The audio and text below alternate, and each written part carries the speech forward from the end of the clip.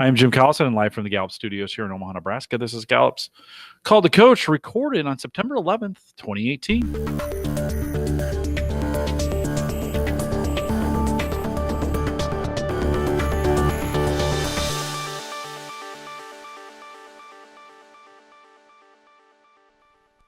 Called to Coach is a resource for those who want to help others discover and use their strengths. We have Gallup experts and independent strengths coaches share tactics, insights, and strategies to help coaches maximize the talent of individuals, teams, and organizations around the world. If you have questions during this live webcast, we do have a chat room. It's available for you right there below the main video on our live page, bottom left-hand corner. There's a login button. Choose that one. I'll wait for you. Go ahead.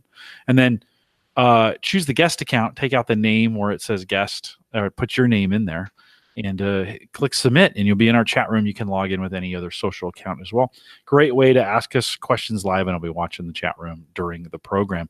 If you are listening to the recorded version or have questions about custom strengths coaching solutions, you can send us an email, or really for any of your questions, this email works great, coaching@gallup.com. And don't forget to visit the Gallup Strength Center. Just gallupstrengthcenter.com for all your Clifton Strengths coaches, resources, and training needs. You can also catch the video and downloadable audio for offline listening. We call that podcasting. It's available off of our coaches blog. Easy to remember. It's just coaching.gallup.com. Ann Lingenfelter is our host today. She works as a learning consultant here with Gallup and is out of our Sydney, Australia office. Ann, it's always great to see you, and welcome to another Call to Coach. Thank you, Jim. It's great to be here. I was just saying before the show how much I'm enjoying your Q12 shows that you guys have started doing, and that's a big thumbs up from me on that. I have to say that I have been very proud of the Australia coaches that have come on the show, because I have to say I think we have put out some master class shows in our time on engagement and strengths amongst my Australian certified coaches. Today is absolutely going to be no different. Emma Cocilovo is a certified coach. She is someone who has been working with Q12 around engagement for more than 18 years. She's done that in corporate environments, in government environments, and now for a not-for-profit. And when I was going through some show notes prior to, I just saw gym after gym after gym that she was talking about, that she's incorporated over the last 18 years. So I think this should be a great show. Emma, welcome to Call to Coach. So pleased that you could join us. And really, really happy that you're here. Thank you so much for inviting me. I'm really excited to be a part of it and genuinely love talking about this material. So thank you. Yeah, no, absolutely. So I'll let the audience know that the not-for-profit that you're working for is a community housing organization in Sydney, and that you're developing and managing sustainable, safe, and affordable homes, and working in partnership to create a vibrant and inclusive community. So obviously the not-for-profit space has some unique challenges, and I'm sure that we'll be able to address those today. But I want to go back to the beginning, Emma, and hear about how you first came across the Q12 instrument. We'll start there, and then we'll weave in a bit of strengths along the way. Absolutely. So I first was exposed to the Q12, early in my career when I was working in a large financial services organisation, and we rolled that out as our annual employee engagement instrument. And for me, it really became something that I instantly connected to and related to. I thought it was simple and it was easy to grasp with some real tangibles there. But also it was short and succinct, and it really was something that could be a pro forma for leadership and also team membership.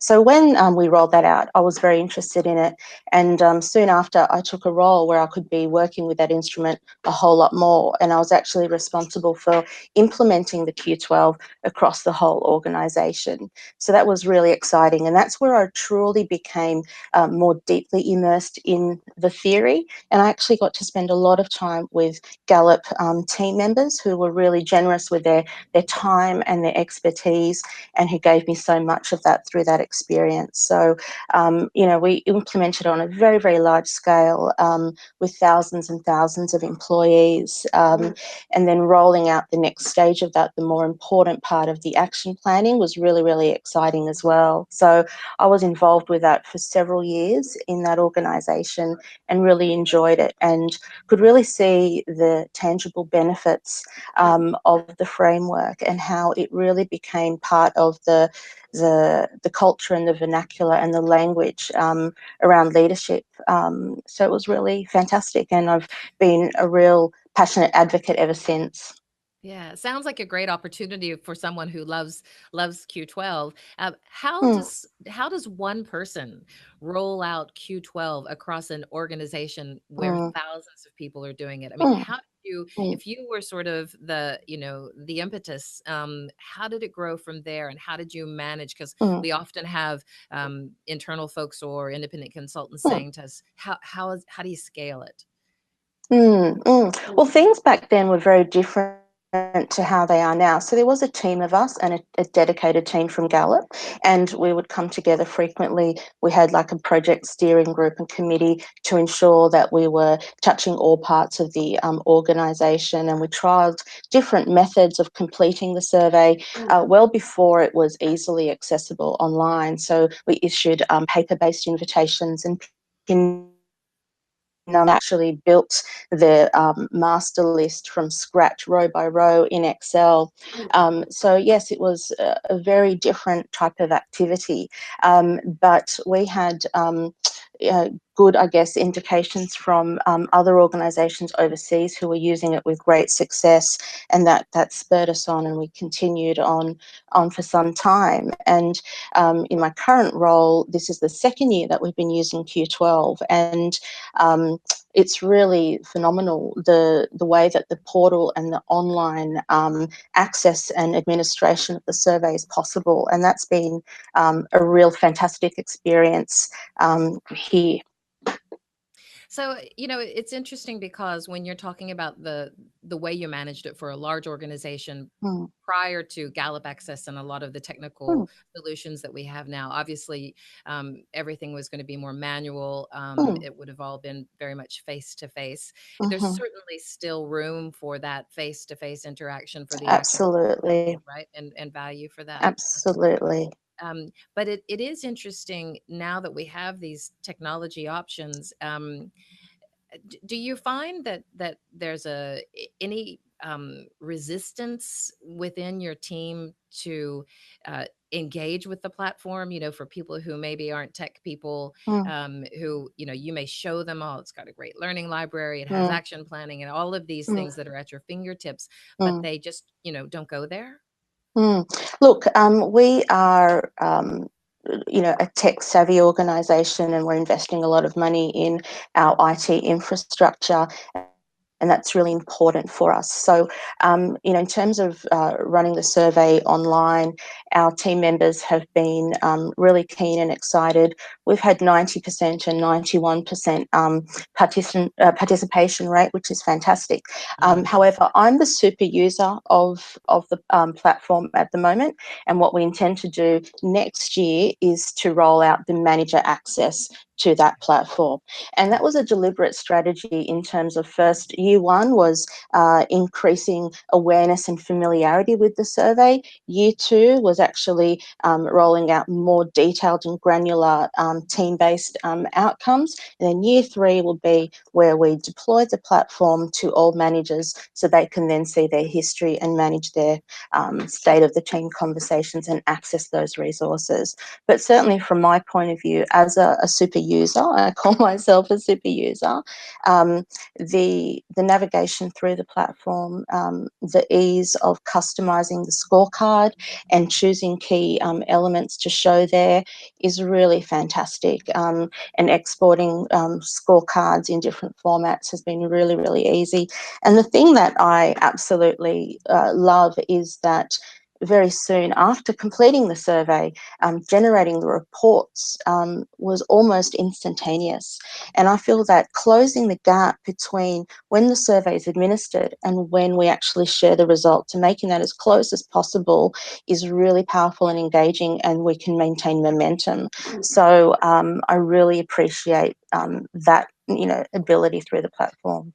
And is that because people are just hungry for the results after they've given their opinion? Is that why that closing that gap between, survey time and report Mm-hmm. time is so Mm-hmm. important? Communicating that? Yeah. Yeah, absolutely. I mean, we work in a really fast-paced environment. There are lots of different surveys from different organisations out there. We're always accessing our team members and asking them for feedback on various things and projects and initiatives, etc. So we wanted to be able to invite and run the survey, but then close that gap quickly so that there was no opportunity to lose momentum, and having the results so soon. It's part of that instant gratification type culture that we experience with, social media and other technologies. So for me, if I reflect back on my career and experience with the survey, closing that window has always been important for me. And now that window is so tight that it's really, really good. Yeah, that's excellent. It's an excellent tip. So how do you present the reports or the results? Is Mm-hmm. that something, do you, first go to the executive and give them a Mm-hmm. brief? I mean, and then you go out, Mm-hmm. I just like, yeah, Mm-hmm. how do you communicate it? Yeah, absolutely. So basically, this year, what I did, I pulled those reports, and I actually turned them into a presentation for our CEO and executive to give them that first look straight away as soon as possible, before then breaking that down into a more granular level. So last year we rolled it out to the executive and then to the divisional heads, and this year we've done the same, but we've done that much quicker, but we've also added a more granular level. So in each of our divisions are run by a general manager, and then within that division there are various heads of. So for instance, I'm the head of people and development, there's a head of IT, there's a head of finance, etc. So we actually have generated scorecards for each head of as well. So this is a logical team structure, or hierarchy, so to speak. So we distributed, and I presented the findings to the executive and all of our heads of, and we really took a deep dive into everybody's team scores. So it was quite open and transparent. And I must say it was actually a really good news story, because we achieved a significant increase in our engagement from year 1 to 2. So from a presentation point of view, for me, it was a great one to do, and because it was so positive and reassuring, it was a great conversation. There's a certain image that is really powerful. So the first year when we ran the survey, and your teams prepared a presentation for us for our board and executive, there was a fantastic visual diagram that captured our engagement index. So the colours of the red, the percentage of people who were actively disengaged, engaged, or not engaged, was a really confronting image. And I knew that people wanted to see that image again and see a shift in those colours, and we were able to do that. So, if I had one slide only to choose to show, that's the one. And to see our shift from one year to the next, which was achieved through conscious effort, was fantastic. So many good points in there. One is, it's interesting how many clients I talk to who only think they should be measuring for 1 year, and to Mm, and it's interesting because it's not about, if you're measuring from 1 year, it's only about getting a number. It's actually not about trying to do something mhm, about it and mm, move the dial or change the creating engaging mhm, culture, because otherwise you mm, need to be able to trend the data and see, what's happening absolutely. and what the shift is. But Mm, when you're able to show that to the executive mhm, and to the teams, um, what was the response, and how did mm, what did you attribute it to, or did you mm, try to draw, connect the dots and say it was yeah. because we did this, or did they do Mhm. that? Yeah, look, certainly, their response was great. Smiles all round. Yeah. So there was relief. Heading in the right direction, seeing those colours shift was fantastic. We did quite a discussion around what we thought had contributed. And there were, at the time of the survey, a number of initiatives that we were rolling out. And in terms of clarity, we were actually implementing a project around visual management boards and daily huddles. So making performance visible at a team level through visual management boards and regular short huddle meetings to set clarity, we think has had a significant impact. It's been a year that we've been running that, and it's what we call our operating rhythm. And it was a real new way of working for us, and it drives accountability, but it also drives clarity. So I do believe that which is applied across the entire organisation, is definitely a key part of the improvement in terms of the clarity of expectations. We also are completing a large-scale enterprise improvement program, and we're increasing the effectiveness of our technological services and framework, and that's having a huge impact on materials and equipment. I see that has had a big impact as well. Certainly things like recognition at a local level, managers are embracing and stepping into that 7-day framework. We have a number of more structured reward and recognition initiatives, but we're beginning to understand much more about local real-time feedback that's close to the action. So I believe there's a combination of factors that have come together at a corporate level and also at a local level that has been the reason for the increase. And something that we're actually going to be doing shortly, we're now rolling out action planning, but we really want to ask the team members, what do they think has contributed to this success? So we want to know what that is. We're also going to be sharing action plans and ideas in a more structured way across the organisation to share best practices. An idea that may have been implemented in the finance team might be equally as effective in the IT team. So the more we share and develop a community of champions across our organisation, the better. So that's going to be one of the next themes of work through engagement. Yeah, I really like what you're saying. I think the transparency of the way that you're managing this entire process is different from a lot of other clients that I talk to. So it's maybe there's not as much sharing across teams in many organizations as there is with what you're doing. How do you establish the trust, not just within functional teams, but across those teams in order to get that level of transparency? Well, we are, as a leadership team, we invest a lot of time and money into our leadership development. And I think that's really, really important. So we are, it's part of what we call our leadership journey or growing our culture. We will be using the engagement outcomes as an indicator of the effectiveness of these programs, but we come together often in a structured way, and we are building strong and trusting relationships through true partnership. So partnering is a word we're using a lot of at the moment, and we'll continue to do so.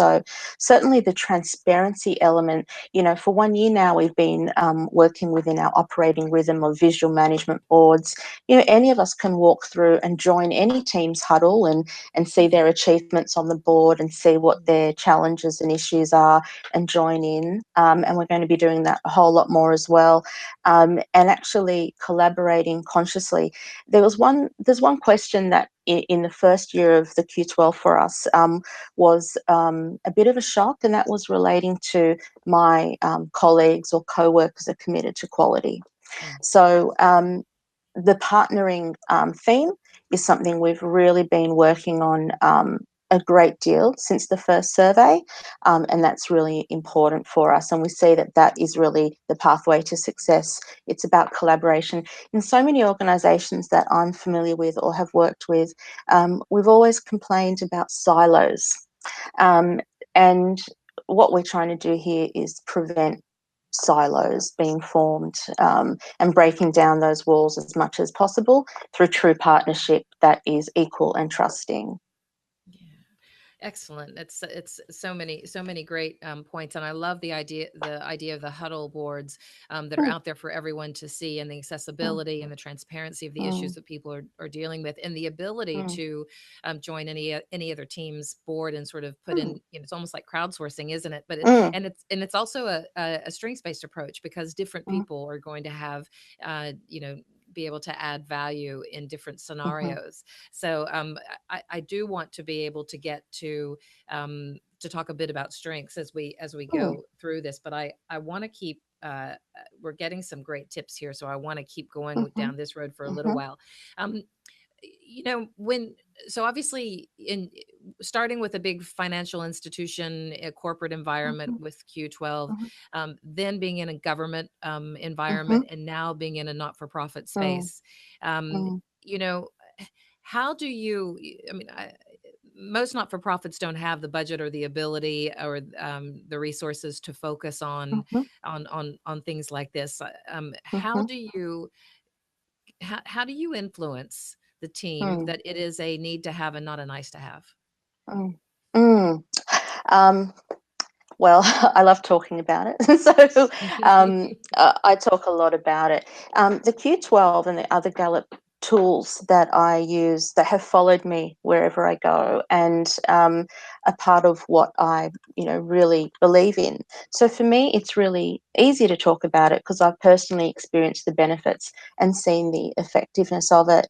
In our organisation, we are a medium-sized organisation, and we have grown rapidly and are continuing to grow rapidly. So we're at a great point in our journey where the benefits of having an engagement instrument like this are really clear. I'm really fortunate that our executive and my peers at the head of level are really supportive and interested in this instrument, and the feedback about it is really great. It's about the simplicity of the tool and the way that they can grasp it and start referring to it every day and using it every single day.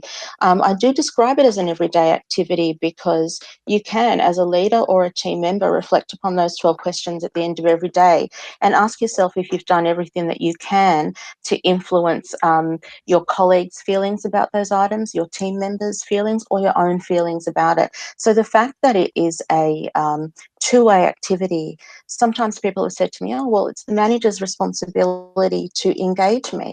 And I disagree with that statement. I think the manager does influence a great deal regarding employee engagement, but individuals can also contribute significantly and support their own engagement and others around them as well. And it's quite clear when you look at those questions that everybody could actually action those.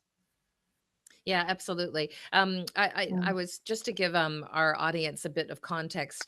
You lead a team of 8 specialists, and you've got how many staff do you have across?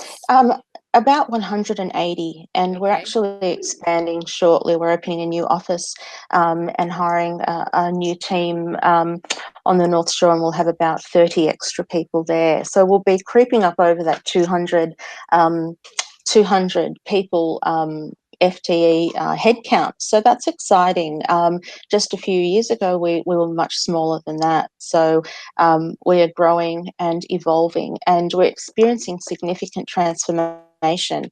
And, not only internally, but in the sector that we operate, there are significant changes happening there, and the government is transferring management of their social housing properties to the community housing sector. And we've been really fortunate and have secured projects and been successful in our tenders for those portfolios. And that's continuing to drive momentum and excitement, and it allows us to expand our purpose.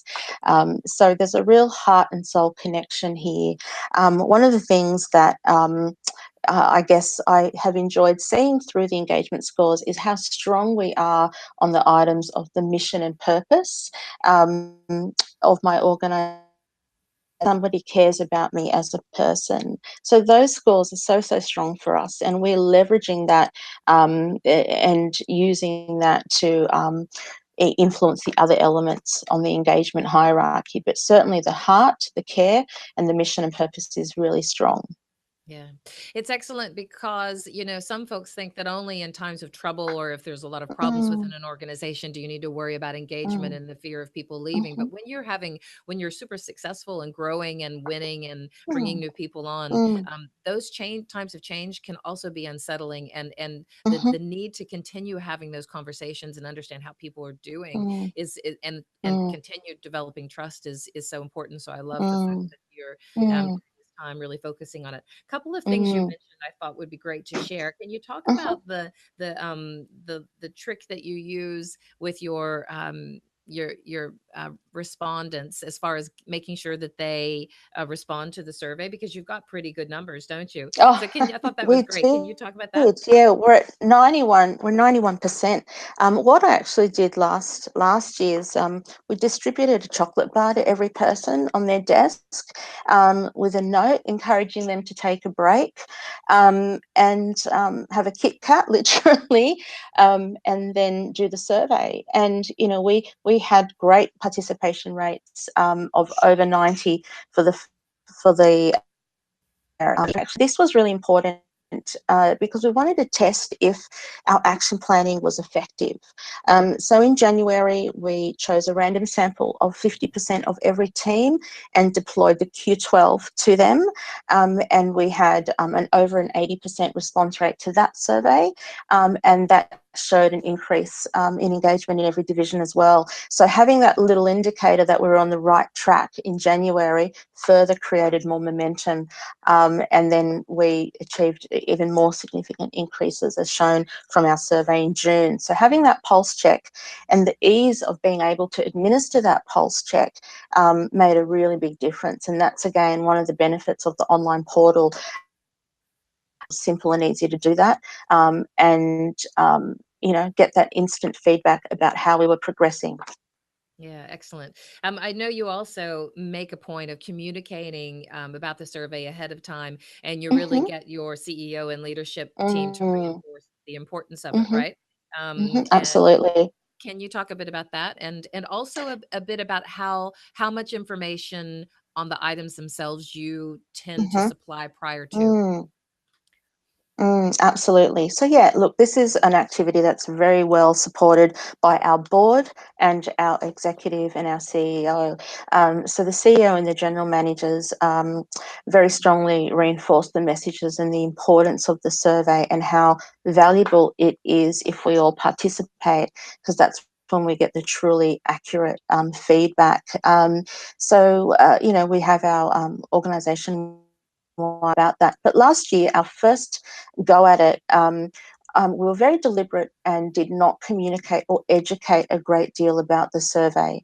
We did, however, provide a link to one very short document that listed what the questions were and a little bit of a historical context about the Gallup organisation. We did not run workshops or answer questions about the meaning behind each of the items.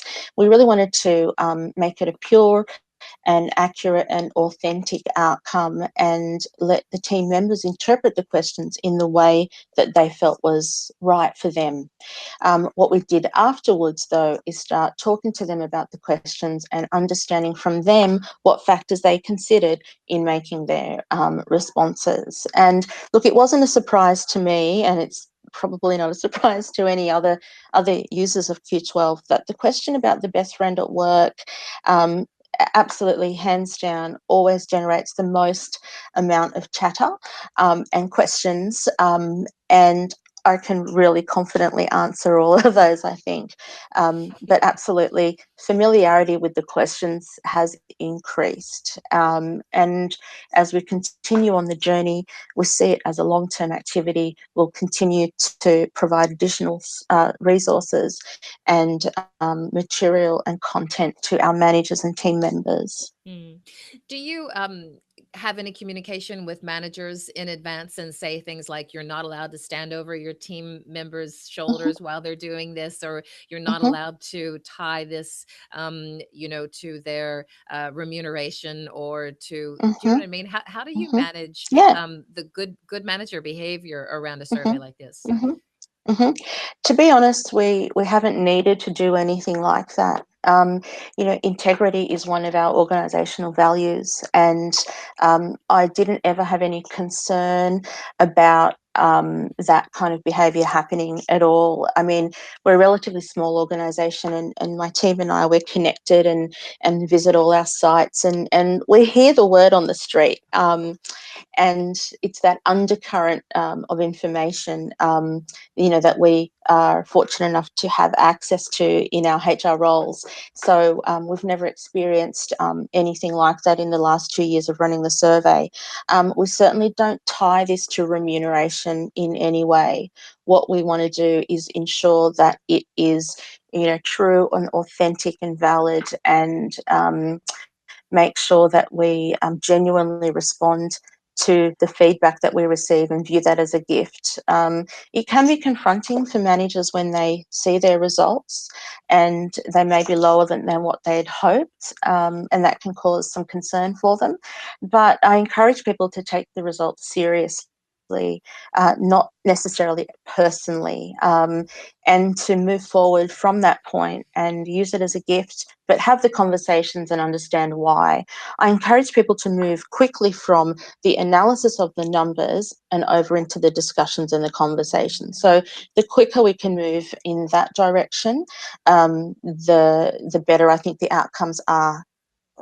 And last question on the Q12, and then I'm going to move into some strength space for a Mhm, while. Um, mhm, have you, at any of your organizations, ever had any conversation with people around um, uh, had any conversations with people? I've just lost my question. Have you mhm, ever had? It was just the most perfect question too. I was going mhm, about whether or not across any of those arenas you've had conversations. Oh darn! You know what? I'm going to have to come back to it because it's such a perfect question. no Oh, I know problem. what it is. Sorry. Have you ever linked it to or had any studies done around the business impact analysis that those engagement scores Mm, have? So have you been able to link it mm, to reductions in employee turnover, or increase in mm. what have you? Mm, Well, certainly in financial services, we saw a lot of correlation between customer outcomes, customer satisfaction, and employee engagement. We see correlation between best friend at work and retention. Certainly. When we read the research from Gallup, there's a lot of credibility there. And in introducing the Q12, part of that was the business case, and leaning on the research that you have produced over many, many years. It was very, very reassuring and comforting. So, in terms of direct analysis here, we haven't done that as yet, but I do believe that we'll be able to do that shortly. So I'm a connectedness person in terms of my talent profile. So I actually see engagement as the big picture. And if we focus on that, the rest of the outcomes will be delivered. If we genuinely and truly focus on the Q12, our team members will look after our customers. And I genuinely feel that to be true. And that's what we're going to achieve. I just think it's excellent because to have someone who's Mm, had 18 years of working with this instrument across mm, corporate, government, and now mm, not for profit, to be able to say mm, that, because a lot of people say, "Oh yes, but our industry is different," or "Oh yes, our, mm, that doesn't apply here." But mm, actually, to see it consistently across all is quite good. I'm going mm, to shift mm, now and ask you, because mhm, you are a Gallup certified strengths coach, and I want to talk to mhm, you about your strengths as well and how you've brought mhm. strengths into the workplace. Sure. And I think a good starting point would be for you to tell us your top five Mm, and what those look like mhm. for you. Sure, absolutely. So my top five. So my first one is communication. So in terms of using the resources and the insight cards from Gallup, I describe myself as an expressive storyteller. I absolutely love words and reading, and I live in language. So communication is my natural space. My second talent is ideation. So I'm a really creative brainstormer, and I've been known to actually scare people with my spontaneous ideas. And I like to be really close to a whiteboard. I really love supporting teams with action planning because I get to contribute ideas. So sometimes I have to hold myself back a little bit because my ideation can take over and get me in a bit of trouble. And I can get a bit excited. My number three is connectedness. So I see myself as a perceptive communitarian. I really believe in, I guess, fate and the bigger picture. And I really feel that people come into our lives and out of our lives for very, very special reasons that may not be immediately. So connectedness is also my sort of big picture thinking, and that's why I feel that engagement is the big connector at the top of my pyramid.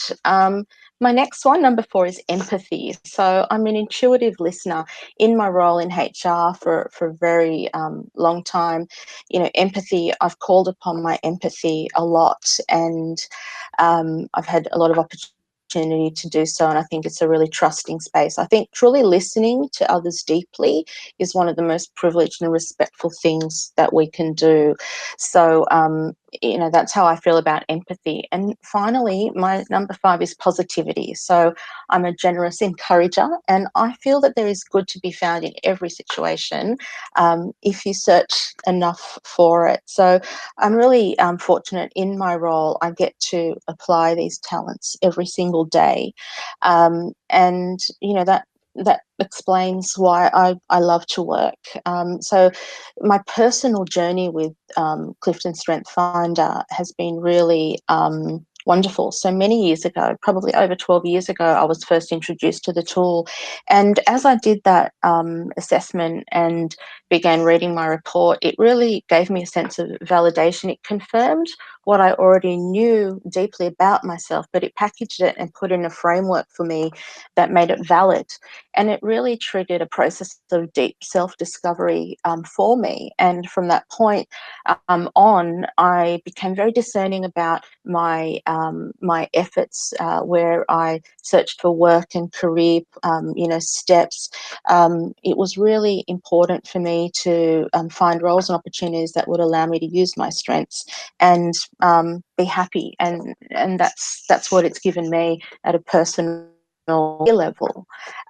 So I really do think it's powerful at a personal level just as much as from a career or team level. And I probably shouldn't tell this story, but I will tell this story about my husband. So he doesn't know that I tell this story, but he probably is going to know now. Too late. So my husband, he has done the Strength Finder as well several years ago. But what happened was that I used to lose him early in our marriage, and he would go, deeply into, various subject matter or research. And I just kept thinking, is he avoiding me? Where is he? I lost him to chess club. He would wake up in the middle of the night and say, "Oh, do you know how to play chess?" And then he would really deeply study chess and play chess online, and then different topics and different subjects and politics and Lean Six Sigma and Kung Fu and all this. And I thought, he's avoiding me. He must be avoiding me. But no, he wasn't. He's a learner, and when he did the survey and the assessment and his report came up with a learner, he put all that into context, and it's great for harmonious relationships. So sense of awareness of self and others is so powerful and achieved through Strength Finder. But just recently he went out with our daughters, and he sent me a text message saying, "I'm at the aquarium shop."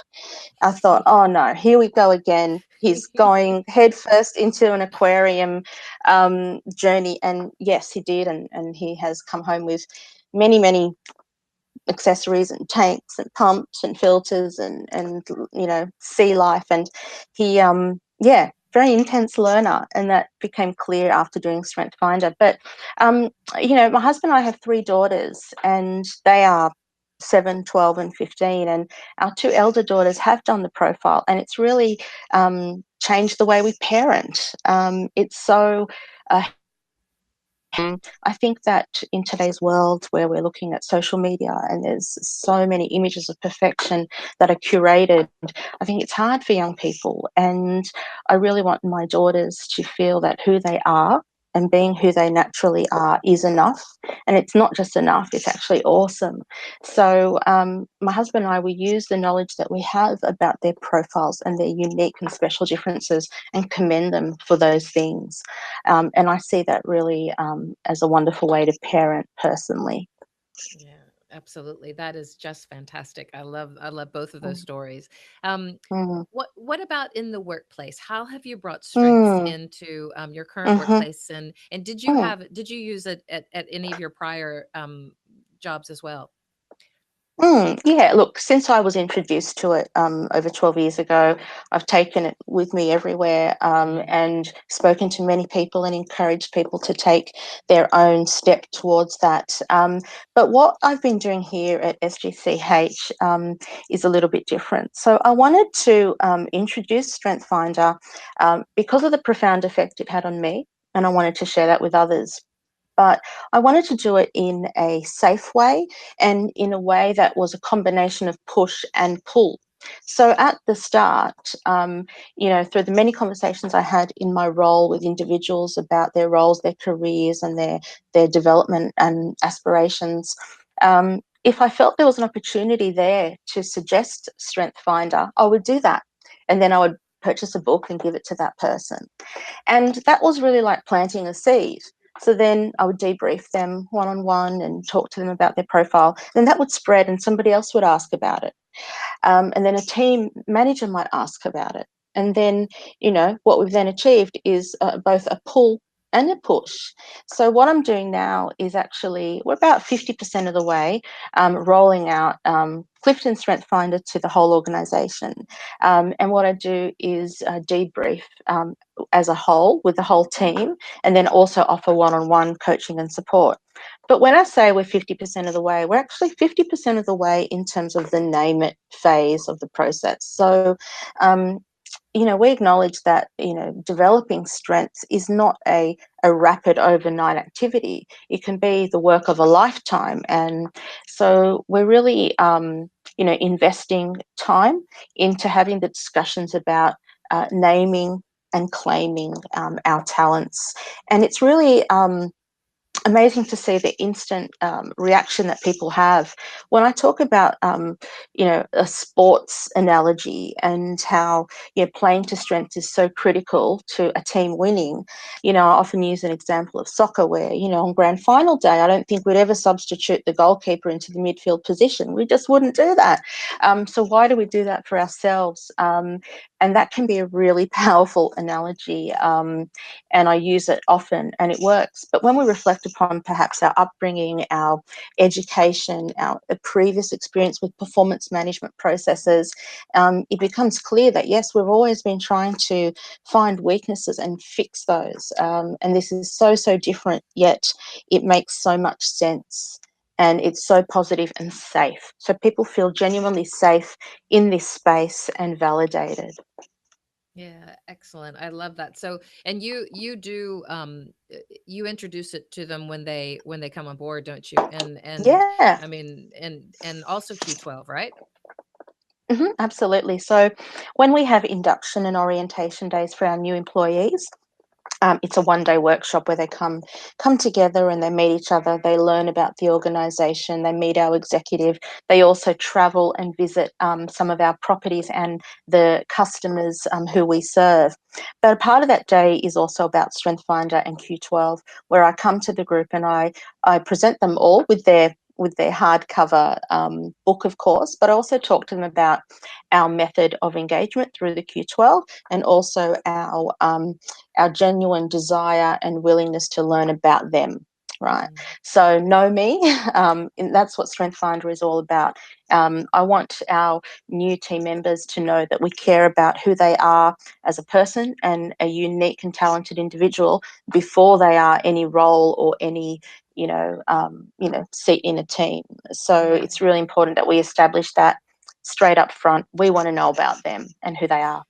Have you had any situation where you feel like someone came on and they were a bit of a square peg in a round hole, and you were able to use the strengths language and conversations to shift them to another role so they didn't leave? Yeah, look, I think that does happen. That does happen often. What I personally see as some, really high value benefits that we've experienced is at the team level, about creating visibility and understanding where your colleagues are coming from. So similar to my example with my husband, where I didn't quite understand his learner behavior. The same happens in the workplace. In my team, for instance, we have got a fantastic diversity of profiles. And, some of my team members really enjoy structure and process and order and consistency. So we make sure that we give them the opportunity to do that kind of work if it's available. And vice versa, others of us prefer, the more creative and fluid and innovative space. So we make sure that we allow those team members to have opportunity to do that work. But in terms of frustrations, if we didn't know those things about each other, we could potentially be frustrated with each other.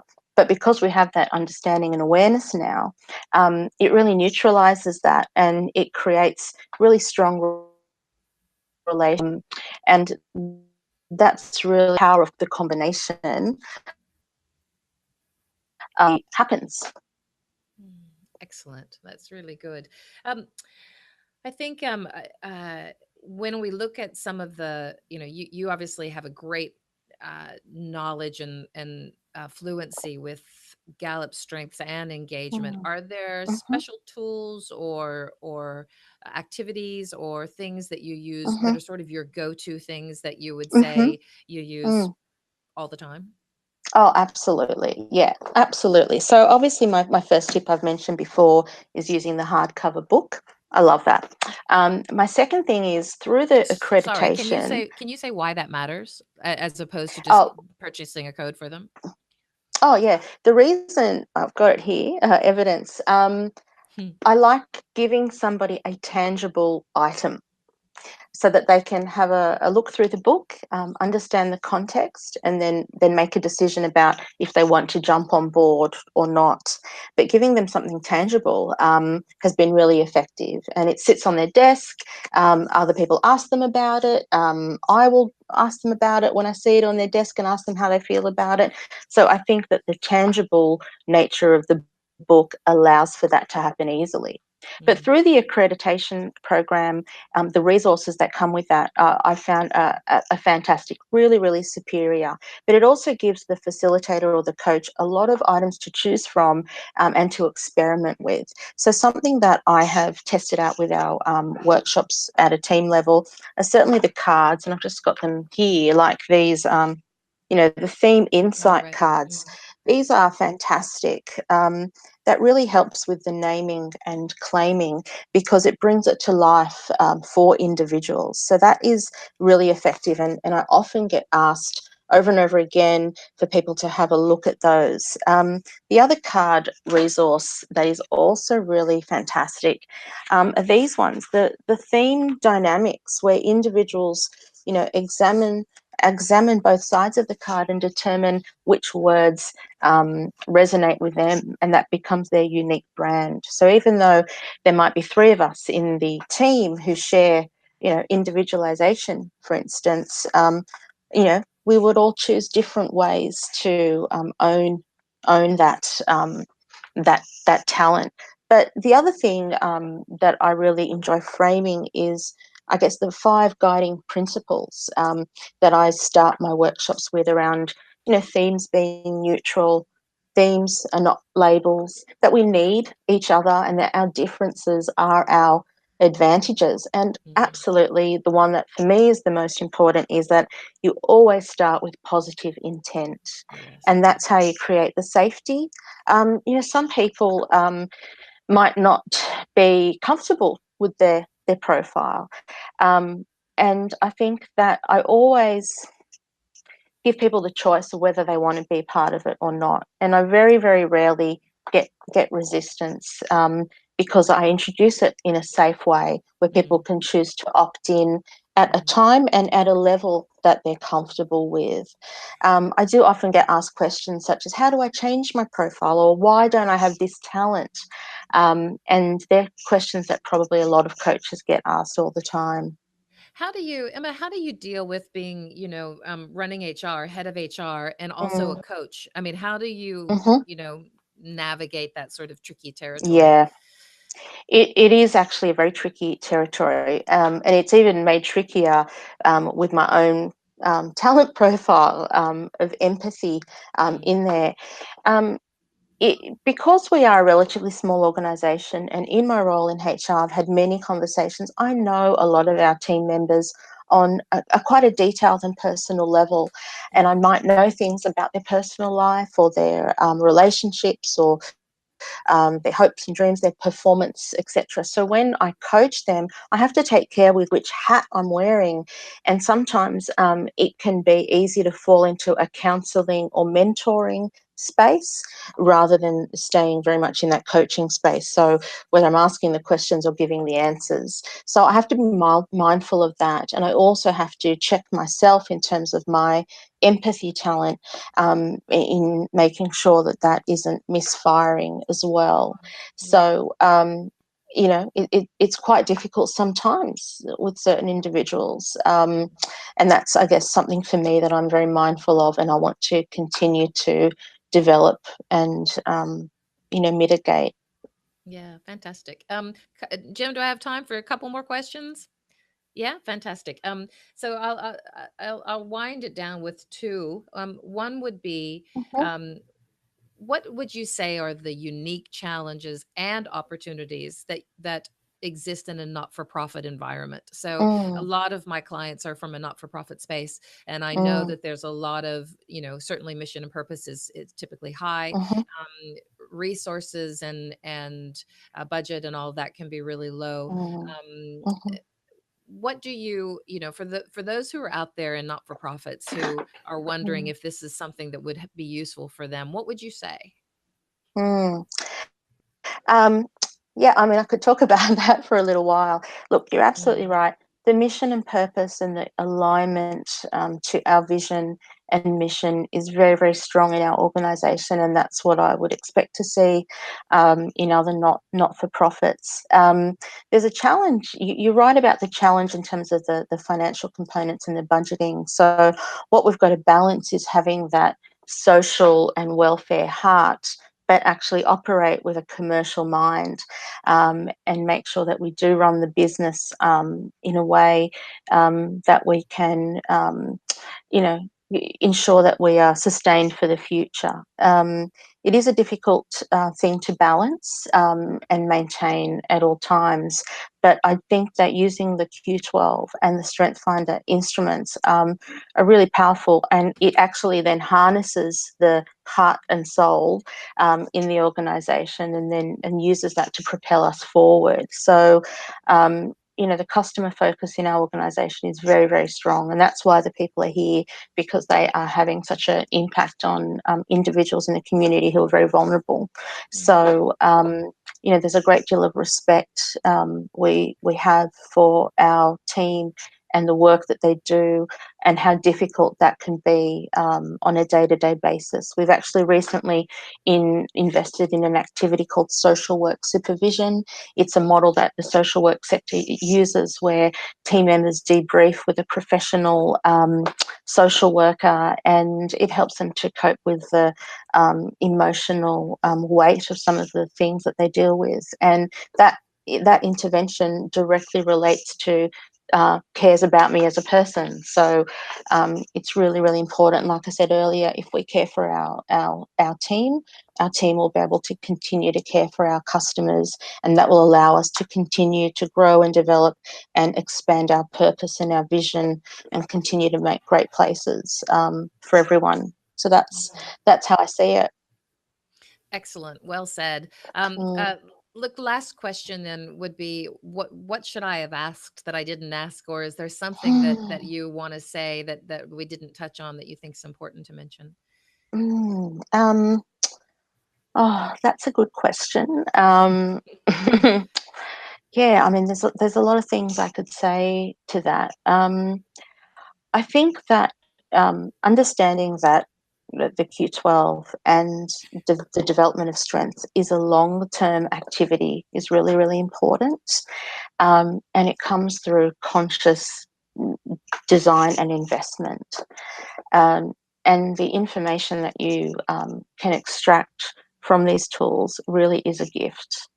And I think it's a very, very powerful gift. And I would encourage other people to, commence that journey and really then see the value. And once they see the value, I guess it creates further momentum. And it's something that I've personally seen and experienced over a very long period of time. And that's why I'm such a passionate advocate for it. To me, both of the tools make a lot of sense, and the feedback that we get from it gives us that further reassurance that we're on the right track. So that would be my advice about thinking about a long-term activity as opposed to an isolated event at a certain period of time in the evolution of an organisation.